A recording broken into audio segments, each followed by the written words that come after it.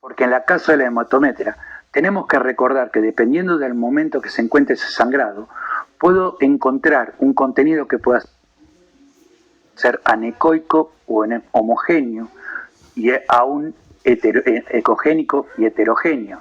Esto va a depender del momento y el tiempo que tenga el sangrado. Obsérvese esta misma paciente en dos momentos diferentes, un particulado un poco en vidrio esmerilado, otro que es un poco más claro y sin haberle resuelto el problema, como en este momento aparece como una imagen ecogénica y heterogénea y corresponde a coágulos. La hematometría es quizás la más importante para tratar de diferenciar, dado que en esto es fisiológico y en la piometría sabemos que hay signos de infecciones, para orientarnos en el diagnóstico y volvemos a utilizar los mismos criterios. Si yo me fijo en una paciente, dependiendo de la edad que tenga, voy a tener una orientación diagnóstica.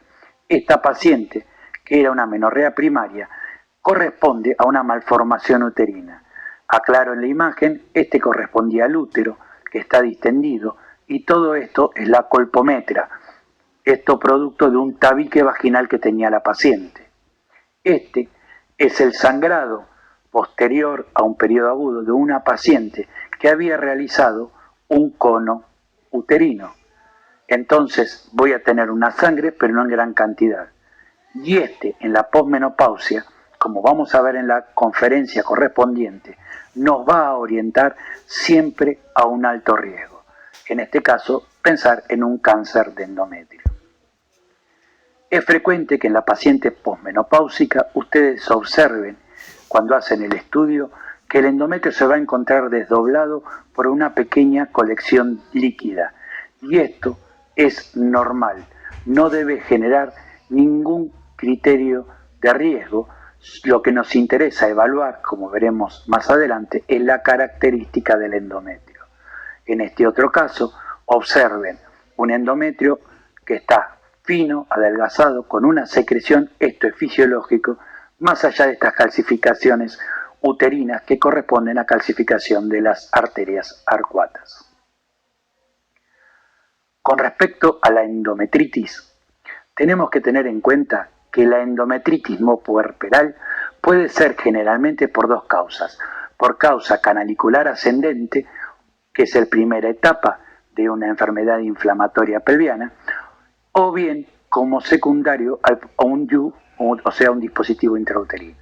La característica general que tiene este tipo de endometritis es que no presentan restos, por lo tanto, su diagnóstico es más difícil y mucho más difícil cuando tenga la presencia de un DIU.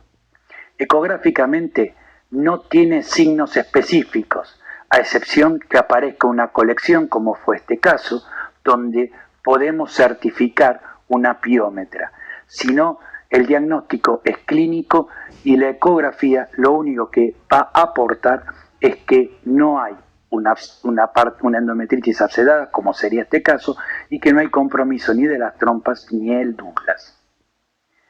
Con respecto a las hiperplasias endometriales, debemos definir que la hiperplasia es la proliferación excesiva de tamaño y forma de las glándulas endometriales con un aumento de la relación glándula estrogénica. La causa es la exposición estrogénica sin oposición, de forma directa o secundaria al tratamiento medicamentoso. Existen dos tipos desde el punto de vista histológico, la simple y la compleja, y de la compleja nosotros sabemos que existen dos divisiones, que es con atipía o sin atipía celular, y las que tienen atipía celular son verdaderas lesiones precursoras del cáncer.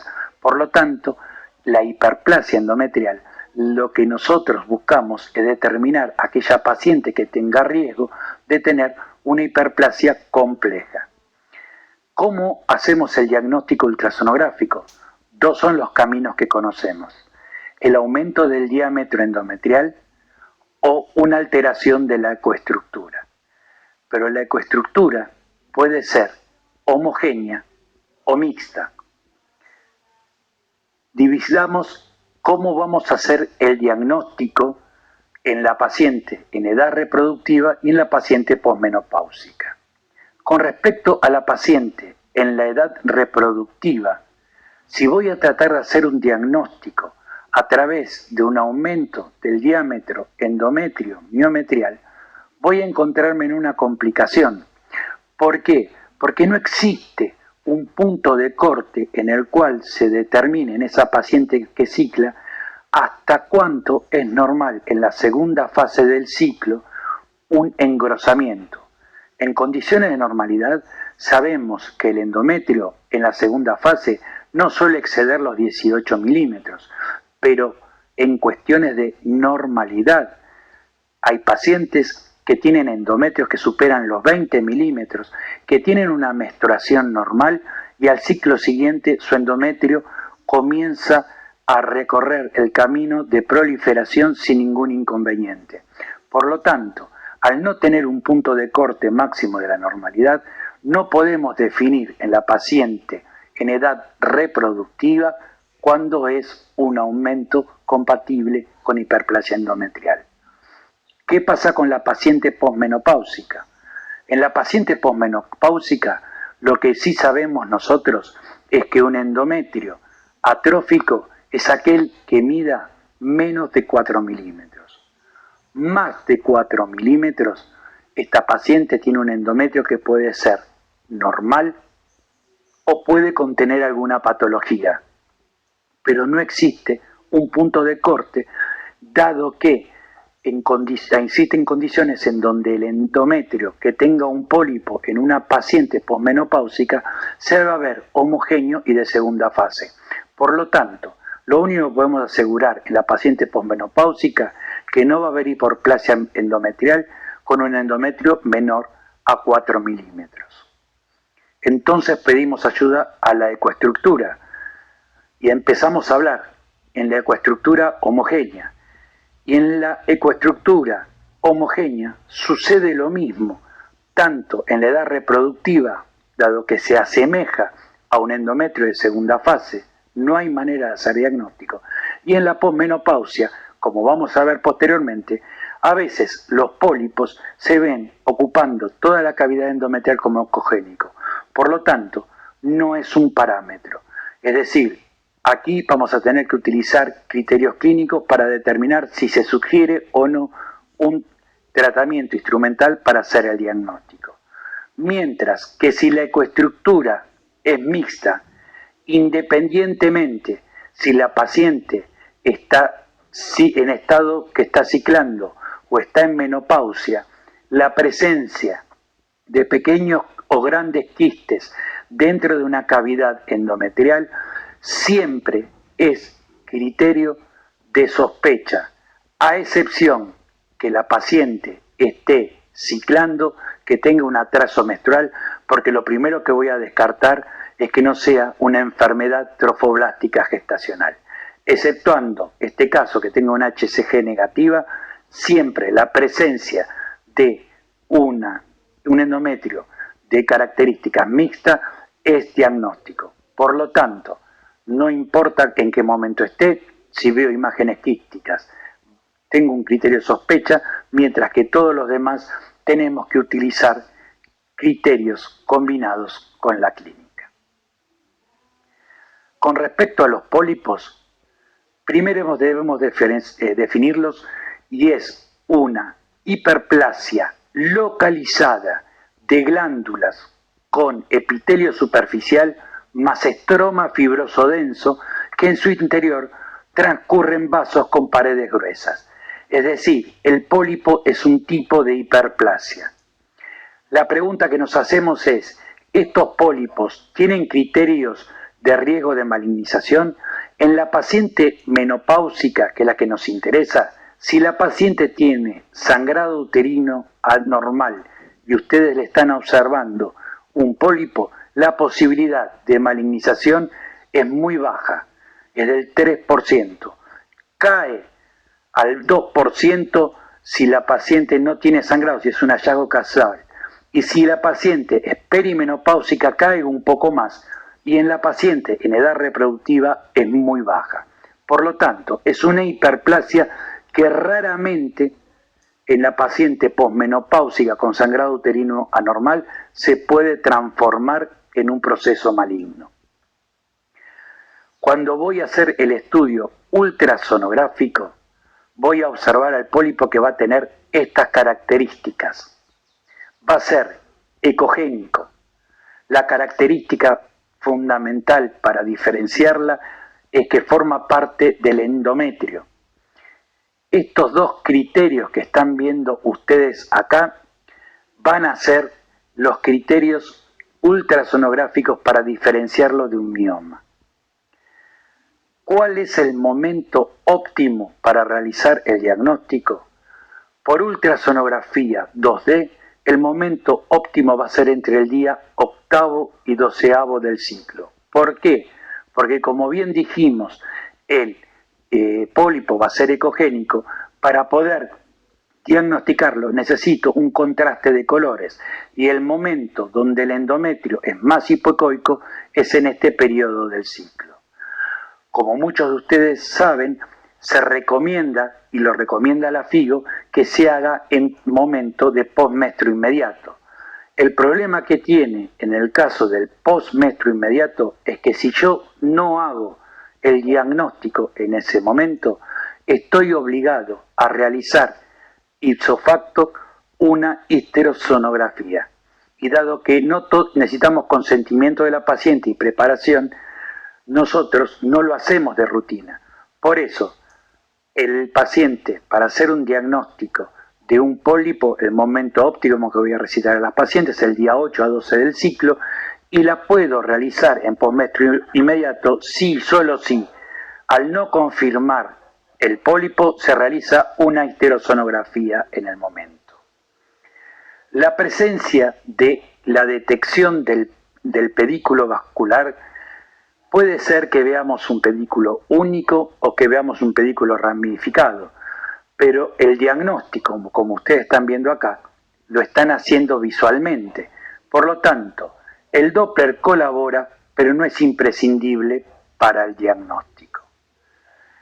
Estos pólipos, que son hiperplasia, pueden sufrir degeneraciones como cualquier hiperplasia, y entre ellas una de las degeneraciones más frecuentes es la degeneración quística, que en ocasiones, ante el desconocimiento del pólipo, pueden incluso, como ha pasado, confundírsela con un saco gestacional, como estamos viendo en esta imagen. Los pólipos suelen tener una característica, que es, como se encuentran dentro del endometrio, cuando estos pólipos son muy grandes o en la posmenopausia, la forma de diferenciar que no corresponde a una hiperplasia endometrial es la visualización de este borde brillante. La presencia de un borde brillante me dice que hay una masa acá adentro, porque cuando tengo una hiperplasia endometrial, yo lo que observo es un endometrio ecogénico y la capa funcional va a ser de la misma ecogenicidad que la basal, mientras que la presencia de este borde brillante me está informando que hay una masa. La pregunta es, ¿alcanza con esto solo? No. En ocasiones me ayudo para cuantificarlo la presencia de un flujo focal ramificado o no. Pero tener en cuenta que el método de diagnóstico en estos casos es la histerosonografía. Observen este gran pólipo que tiene una amplia extensión, cómo mejora el estudio la histerosonografía. ¿Y la 3D colabora? La 3D, si yo no tengo presencia de secreciones, no va a colaborar de manera sustancial. Observen que en este caso, como tenía un poco de secreción, acá puedo observar en el corte coronal que parece corresponder a un pólipo. Pero si no tengo secreciones, como acá, no me va a colaborar y la representación en 3D va a ser lo mismo. Si bien el diagnóstico de los pólipos es por histopatología, la ultrasonografía es un buen método diagnóstico por imagen. Observen que su sensibilidad es altísima, o sea, la tasa de detección está entre el 80 y el 91%. Y la especificidad, o sea, cuando yo digo que no hay pólipos, voy a estar cercano al 90%. Mientras que la histerosonografía es el método complementario de elección a la ultrasonografía, ya que presenta una altísima sensibilidad del 93 al 95% y valores similares de especificidad. Por lo tanto, si yo no hago un diagnóstico de certeza por ecografía, antes que hacer una histeroscopía, voy a recomendar realizar una histerosonografía que no requiere ningún tratamiento complementario adicional. Por ello, la propuesta diagnóstica para hacer el diagnóstico de un pólipo depende de la metodología que vaya a utilizar, del momento oportuno que tengo que yo citar a la paciente y del momento de la vida en que se encuentre. Puede ser una paciente en edad reproductiva o una paciente en posmenopausia. Si la paciente está en edad reproductiva, si no tengo acceso a la histerosonografía, la voy a citar en el momento donde haga el diagnóstico por el mayor contraste de cogenicidades, y esto va a ser en el día 8 al 12 del ciclo. Si tengo acceso a realizar una histerosonografía y cuento con la autorización de la paciente, la voy a hacer en el posmestro inmediato, ya que si no llego al diagnóstico, voy a hacer la histerosonografía. Mientras que si la paciente es posmenopáusica, si el endometrio no está desdoblado por secreciones, voy a tener dos criterios que me van a apoyar en el diagnóstico, que son el borde brillante y el Doppler con un vaso único o doble, focal, ramificado o no, que corresponde al pedículo. Pero si no tiene estas características claras, debo siempre confirmarlo por histerosonografía. Y en el caso que tenga el endometrio desdoblado por secreciones, voy a utilizar los mismos criterios que si estuviera haciendo una histerosonografía, porque tengo una histerosono fisiológica. Las sinequias uterinas. Estas son adherencias endometriales donde el útero queda fusionado a los dos miometrios con discontinuidad del endometrio.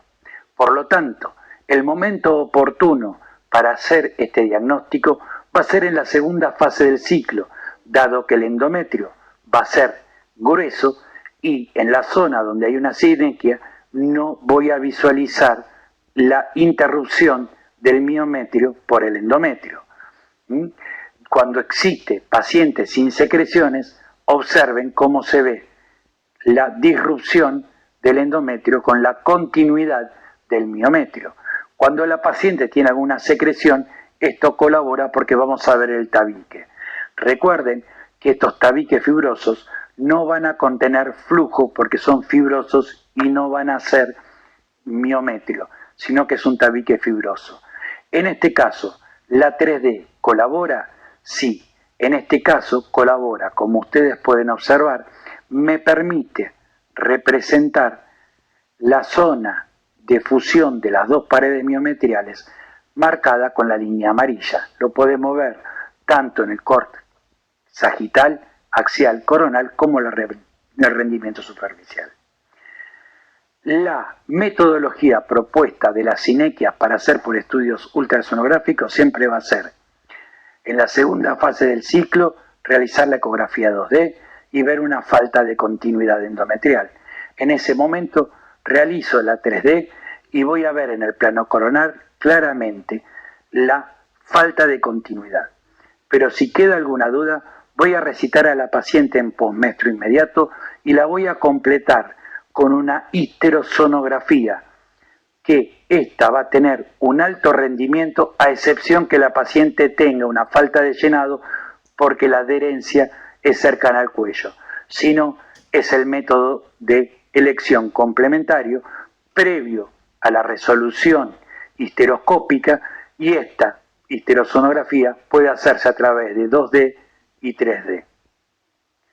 Muchas gracias y a continuación vamos a dejar los ejercicios de orientación diagnóstica para complementar el trabajo práctico.